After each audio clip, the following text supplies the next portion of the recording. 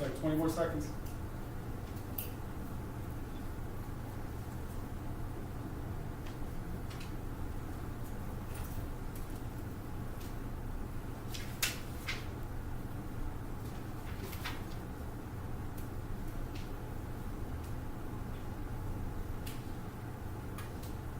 Okay, 3, 2, 1. Look up, please. All right, so everybody should have read this, given their task on the board, depending on what color skill we have. Now we're going to break up so that we can become experts on our particular skill.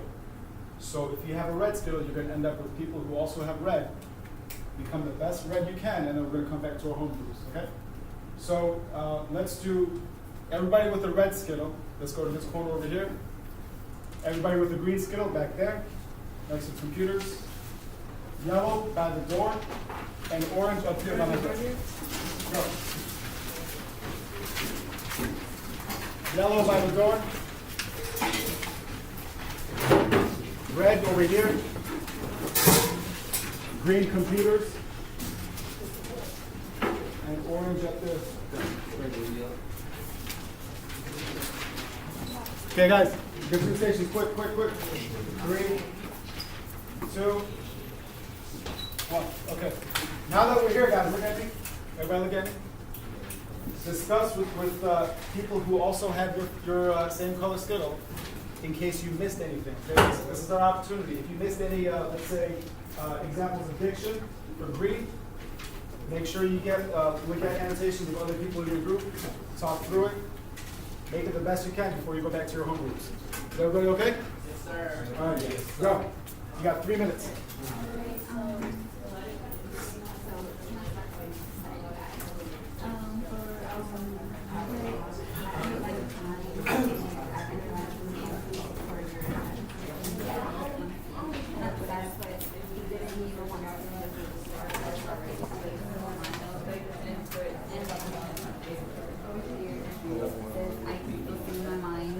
In the mind's eyes, that devastated old man looking down at the place where God wanted to tell him it. And the look of the man's face, facing the narrator, it makes an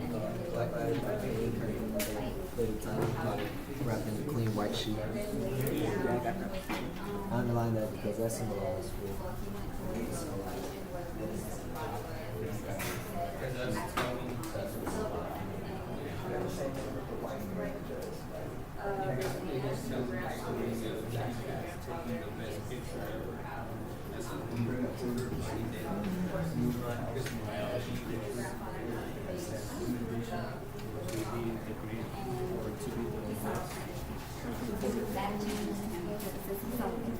for a picture for a site.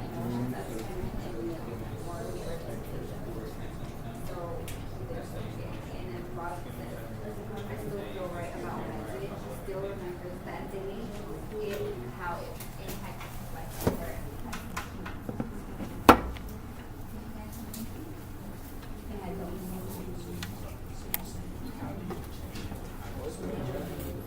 No, that's how that moment impacted the character. Not the character, the recorder.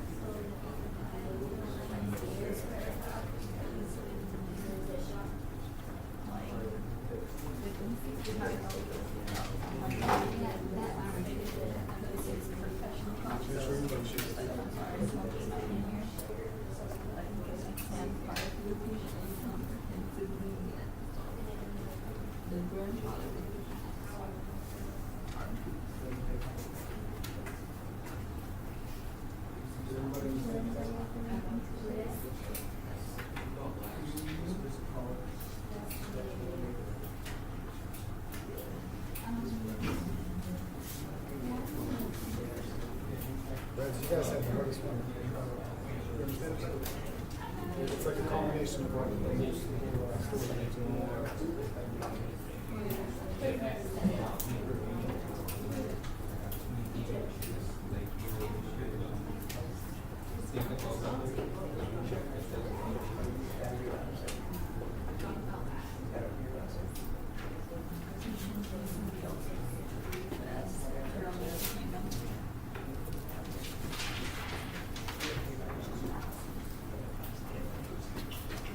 Okay, guys, it's not too long, so I'm hearing people starting to finish up. Are we getting close to being done? We'll cut it early then. All right, we'll cut it early then, like 10 more seconds.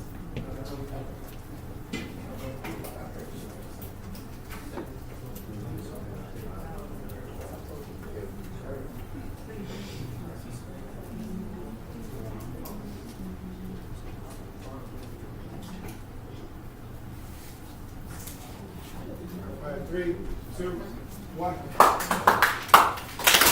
So guys, let's go back to home base. Back to home base, quick.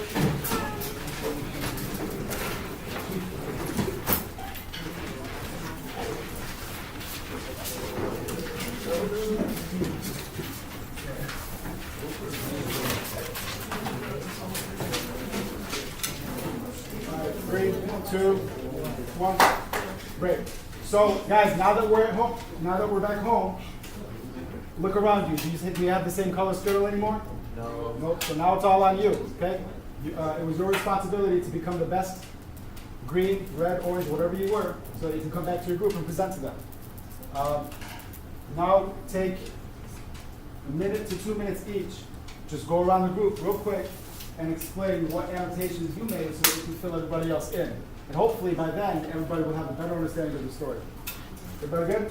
Yeah. Understand? All right, go ahead. 1 or 2 minutes each.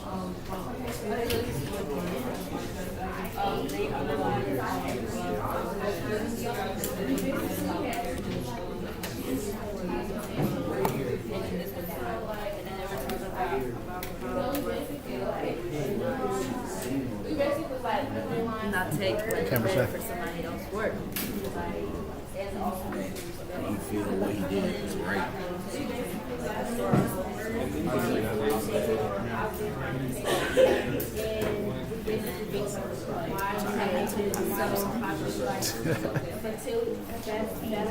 Fertility, it was death, and it was like a negative connotation. So negative connotation, and like bewildered was like it was a negative. And we wrote why because it was like scared and shocked. And guys, let me interrupt real quick. Fatality, you're right, it has a negative connotation. Death also has a negative connotation, but think about the two words, death versus fatality. What sounds more tragic? Fatality, right? So you think that's another reason why you chose to use that word? Prediction? Awesome. And then like we didn't have any words like devastating, last because it was negative and jelly, so it was like a positive, and uncomprehendingly was a negative that was said. Praise was supported, so we said there was a positive connotation, and grief was negative, and it was sad and guilt, and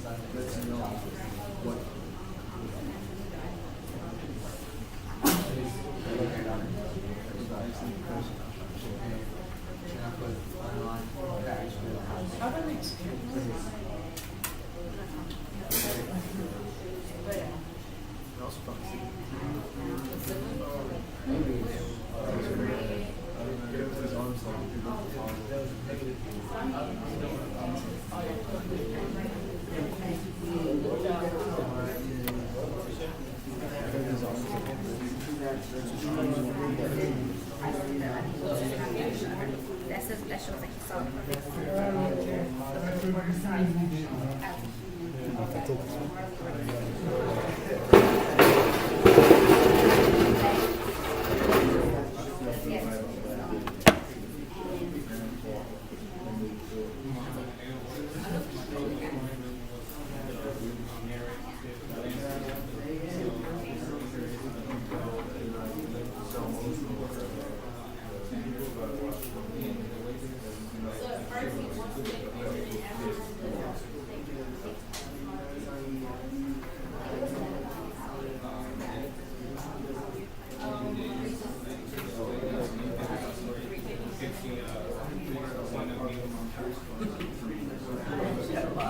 folks, if you're not done with the second person yet, you should already be on 3 or 4. You should already be on your 3rd or 4th person.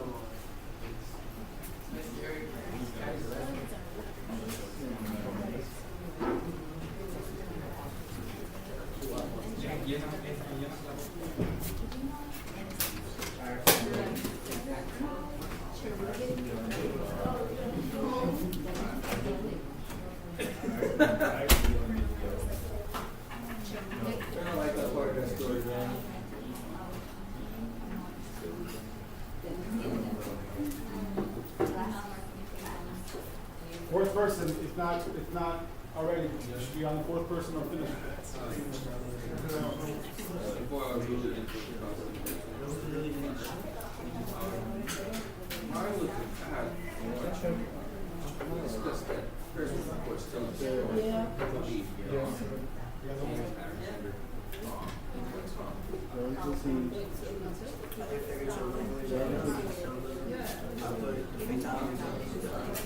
They were asking him how many questions he was chopping up. So it was told to use the devastated old man who was looking at the child's body. And I didn't just because of the vision how he was and then the house was very quiet. You could tell that it was sad. Like you could get an intense feeling from it. And the white hair and the sunshine was white. Usually symbolizes purity. Okay, folks, ready? 3, 2, 1. So, for some group points, let's hear which group wants their green to volunteer for some group points. Yeah. Okay. So the group green was supposed to do the diction and the connotation. So it was like mark like the confusing words and like the one that had strong and positive, negative, strong, positive, or negative connotations. And some of the work. Oh, just like 1 or 2 examples. Okay. One of the examples was fatality. Fatality, which means death, and it was a negative connotation because it's like, which one would you rather hear? I mean, which one is worse, fertility or death? And we decided that death was the worst. I mean, fertility So, yeah, was let's the make worst. sure everybody understands that too. Like with the connotation, guys, it can have the same dictionary definition. Like death and fatality mean the same thing, right? Yeah. But what's got a worse connotation? A lot more serious, right? It sounds like more of a tragedy. So why do you think the author chose to use that word instead of death? Because they're words. Make it more realistic. Serious. Yes. A lot more serious stuff. Great. Okay, and another one we used was bewildered. And it was like a negative connotation because like when you bewildered, you're scared and you're shocked. Yeah. So it further adds to the tone of the piece, right, guys? So just to review, what does author's tone do? Like, what does it set up for us as readers? The It sets up our feels. yeah. All right. So what's the word for that in terms of the reader? Mood, right? Yes. Awesome. What's next? Let's see. Red. What group wants a red point? All right, we got one here. Okay, well in the beginning I'm supposed to do the shifts in character, anything that changed the character, you know. In the beginning it said he was a young police reporter driving to a scene he didn't want to see, which that shows that from the beginning he didn't want to be there. And then in the around like the 3rd paragraph, it said that he could still see in his mind's eyes the devastated old man looking down at the place in the driveway where the child had been. It shows the look of the man's face, and it gave the reporter a way to look at the man's human side. And in around like the last part where it was saying he was unable to snap the shutter when he saw the picture could be perfect, and it shows that he saw a perfect scene for a picture, but the reporter saw the emotions as a human and knew that it wasn't morally right to take a picture, and he still feel right about what he did. It shows that he remembers the day and it impacted his life. Awesome. Thank you. So we can better understand the impact of the story because it's written from the reporter's point of view, right? If it was anybody else, it would have came out different. But it tells us so much more that we should be impacted that much more because it's somebody whose job it is. He chooses to not do his job because of how this makes him feel. So that's really powerful. How about, we got two more. Orange, narrative lens. This one was one of the hard ones. Let's go with Rolando. Nice and loud. I put that the author, James Alexander Thom, was narrating the story. Mm-hmm. And the way this impacted the story was because it gave it more information, first person Yep.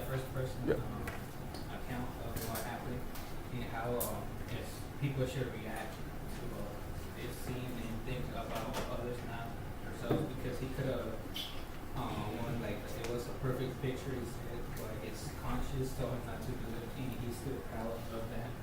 Great. So you guys see how that adds to shifts in character? So both orange and red kind of play into each other. Awesome. How about last one, yellow?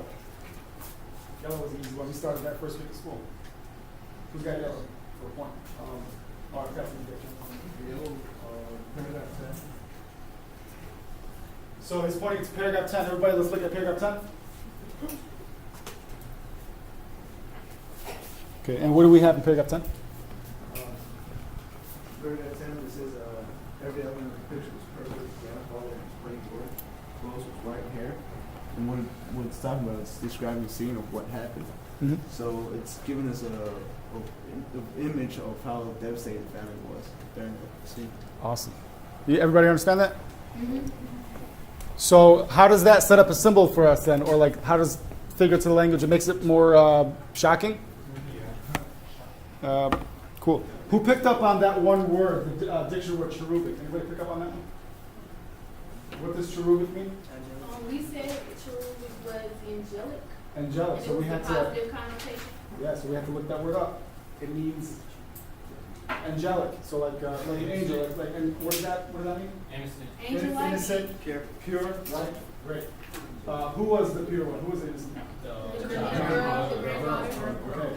So how does that make the story so much more shocking? Because she was so It innocent, impacts so you in the young. way that an innocent person died. So let's get a hand raise. So two people talking at the same time. Let's get a hand raise. First one. Yep. There we go. The little girl was so innocent, and that's something that's like that serious could happen to her. Mm-hmm. So yeah, this shocked Ellie even more. She was so innocent. How could something like this happen? Great. So let's summarize, guys. We have a news reporter come to a scene. What happened in the scene? A child was killed. By yeah, so grandfather accidentally backed up, crushed a little girl, granddaughter, right? Shocking scene. News reporters show up. When he goes there, he's getting ready to take the picture. He goes down, getting ready. The lighting's perfect. Got the sun coming in. You got a white sheet behind them. You got the grandfather holding the daughter like this. Perfect picture, right? And that's the title of the story. That's it. Great. So, if he were to take that perfect picture, what would be his reward? Money. A lot of money, a lot of recognition, probably. You guys know what the Pulitzer Prize is? Yeah. Oh, what did you hear that word in the story? No. Yeah. It was At the end? Yeah. What does it say? Can you read it? Pulitzer Prize.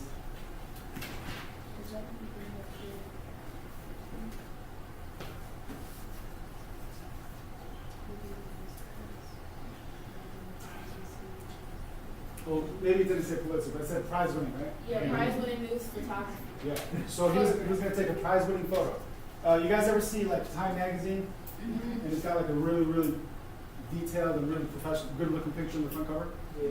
And it, like, whoever got that picture on the front cover of Time magazine, that's a huge deal.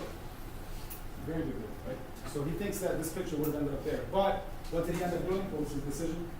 Not taken. So his character changed at the way end of the story to end up not taking the picture. And how does he feel about the decision? What's the resolution tell us? He feels good about it. He felt good about it. Okay. Put it on you guys. What would you do? If you had an opportunity to make $1 million by taking a simple picture of something you had nothing to do with, I mean, you didn't do that. Would you have intruded on the privacy and taken that picture? Doesn't? Mr. Light? I probably would have took a picture. You would have? Yeah. And why? Because Hold on, guys. Hold on. Let's not talk about somebody raising hand. I probably would have took it because I'm not the type that thinks like the dude was thinking. I probably think about the money that I probably get for taking a picture, or like I think I'm doing my job, I think I'm doing something good, so Okay. I'll probably take the picture. Guys, raise your hand if you think Desmond's decision would make him a bad person. Or do you think he's just doing his job? I mean, like, hey, you see these kind of pictures on the news all the time, right? It's just people doing their jobs. So what does that say about the type of people that take on this job? Does it require a certain type of person to be able to take that picture and not feel bad about it? Yeah. Not a cold-hearted person. You just have to be a person that doesn't show that much emotion.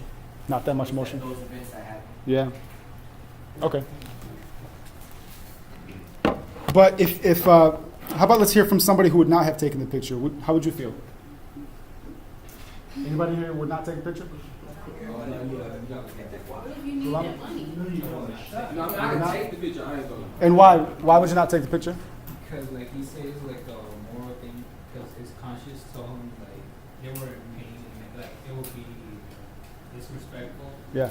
to take a picture when they're like crying over death. Mhm. So that's why. Okay. Now, guys, let's shift gears a little bit and bring it to the real world. I mean, this is the real world, but let me give you a real world example. Are you guys kind of curious right now? Because, I mean, he never took the picture. Instead, he wrote an essay, right? Yeah. So, is anybody in here curious as to what that picture would have looked like? Or what a perfect picture would have looked like? Yeah. Yep. I got in the news, like I don't remember when it was that I saw like this news reporter too. It was in Africa, a little kid. Well, wait. Hold on. That's the one. Okay. So Rolando's seen it. Guys, we're about to see a Pulitzer Prize winning photo. This is a photo that had a lot of recognition, and I don't know if you guys are too young to remember it, but here it is. Yeah, that one. Oh, yes. I seen it. Picture is worth 1,000 words. What's this picture telling you? What's What's the story? What's the imagery in the picture? He's dying. Bird in the background. That's a symbol, maybe. Yeah. What's the imagery? What's the atmosphere look like? Because those type of birds only come when something's about to die. Yep. I guess It's dry. Okay. What kind of bird is that? How about let's look at the kids? I think that's a boat. Yeah, let's go wait for him. Yeah. And let's look at the kid's characterization. How's he characterized? He's weak. Weak, dying. Okay. Didn't he kill himself after? So let's zoom out a little bit. Okay. The person that took this picture won the Pulitzer Prize. His name was Kevin Carter. If we click on the picture, it opens up his Wikipedia. Okay. That's him. Kevin Carter, born 1960, died 1994. Okay. Let's scroll down. He's famous for taking the South Africa. He's from South Africa. He is known for depicting the 1993 famine in Sudan. So prize-winning photograph. Okay, he won this prize. Hooded vulture. That's the okay. Great. Let's scroll down a little bit more. All right, let's go to death. On July 27, 1994, Carter drove his way to Parkmore and committed suicide. And here's his suicide note. I'm really, really sorry. The pain that overrides the joy to the point that joy does not exist. Depressed, without phone, money or rent. Money for child support. Money for debts. Money. I'm haunted by the vivid memories of killings and corpses and anger and pain. Of starving, wounded children. Of trigger-happy madmen. Often police. Or killer executioners. So what's haunting him? The photo. The photo? His life. All the photos he's taken. All the photos? All the experiences? One of his friends. You think James Alexander Thom, the author of this piece, would have felt the same way? Yeah. Yeah, he probably doesn't remember the picture. So I mean, that's just something interesting I wanted to show you guys. What a prize-winning photo looks like. And there you go. Is it worth it, you think? No. All right, cool. So on the back side, guys, if you flip this over, you have 6 boxes. Okay? These 6 boxes, diction, connotation, narrative, main idea, shifts in character. Most of those we've already done with our skills, right? So now that we've talked with our groups, we know exactly where what is, or where things are, and what's present in the story. We're able to fill out these charts, right? I mean, these boxes, right? Great. So the top 4 boxes, go ahead and fill those out with your groups. You can talk in your groups. When you're done with those, for extra credit, if you're done early, for extra credit, there's a reason why we left extra space in those boxes, between the boxes. You guys see that? What you're going to do is connect a line between each box and write how they connect. So diction, connotation connects with shifts in character. How? It creates a symbol. It creates the mood. And that mood, the tone, is why that person changed, right? Yes, sir. Stuff like that. So let's do some advanced thinking right now. After you fill out those boxes, for extra credit in your group, you can go ahead and draw those lines and you can write inside the boxes too. Before you do that, you got to fill out the boxes themselves. At the bottom, you don't need to do this yet. Just wait till you get these boxes done. But at the bottom, it's like a reflection and comparison of the perfect picture, the story, and the actual perfect picture that you guys just saw. Okay? So go ahead, folks. We got the rest of the class to finish this up. You guys want music?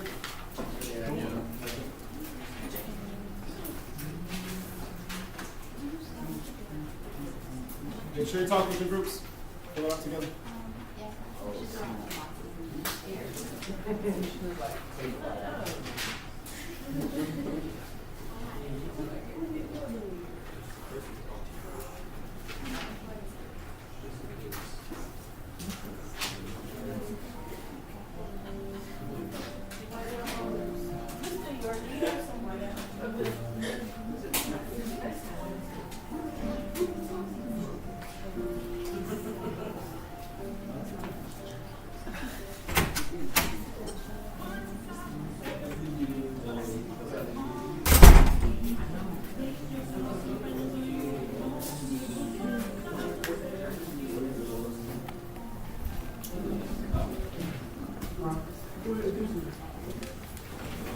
Oh, by the way, you can eat your Skittles now.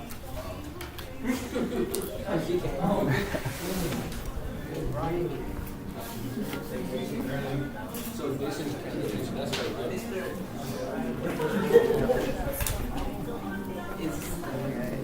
Is he writing a story for other news reporters? Other news reporters? Well, you think maybe that'd be a good idea. Maybe he's trying to convince other news reporters to not intrude on people's privacy.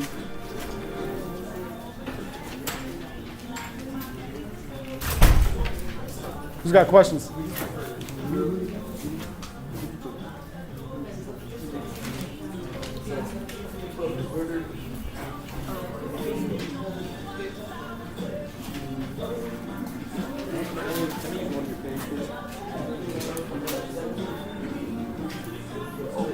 Hey guys, make sure everybody in your group's on task, okay? I see your phone.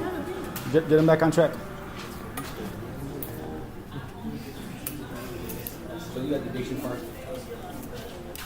You got the diction part.